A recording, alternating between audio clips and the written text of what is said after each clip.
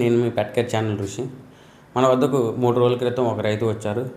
ఆ రైతు యొక్క పశువు మేత తినడం లేదు, నోటి నుంచి చొంకారట, చర్మంపై వాపులు ఉండడం అని చెప్పడం జరిగిందండి. మనం ఆ పశువు వద్దకు వెళ్ళి చూసినట్లయితే చర్మంపై వాపులు రూపాయి బిళ్ళల సైజులో బొడుపుల వలె ఉండడం జరిగింది. ఆ బొడుపులు పగిలి రక్తం కారటం మరియు ఆవు మేత మేయకపోవటం, చొంగ కారటము, నిలబడలేని పరిస్థితికి రావడం అనేది మనం గమనించామండి. మరియు జ్వరం అతి తీవ్రంగా ఉండటం కూడా మనం గమనించడం జరిగింది. చూడండి, పశు చర్మంపై ముద్దల కింద, బొడుపుల కింద రూపాయి బిళ్ళల సైజుల్లో ఉన్నాయి. మనం ఈ బొడుపులను చూసి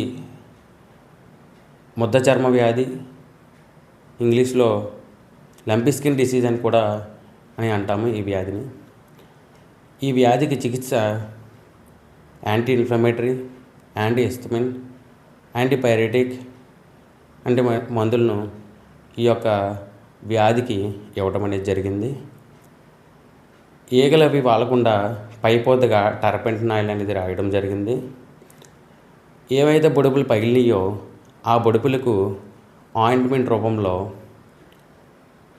ఐడెక్స్ ఆయింట్మెంట్, బోరిక్ పౌడర్ అండ్ ఐడిన్ని ఇవ్వడం అనేది ఇవ్వడం జరిగింది. ఈ రైతు యొక్క మాటలో పశువు ఆరోగ్యంగా ఉంది, మేత తింటుంది, బొడుపులు తగ్గాయి అని కూడా మనకు చెప్పడం జరిగిందండి. ఈ యొక్క వీడియోని నెక్స్ట్ ప్లే చేస్తాను, చూడండి. చెప్పండి సరిపోయి. పెంచడానికి ఇప్పుడు రిక్వైర్ అయిందండి.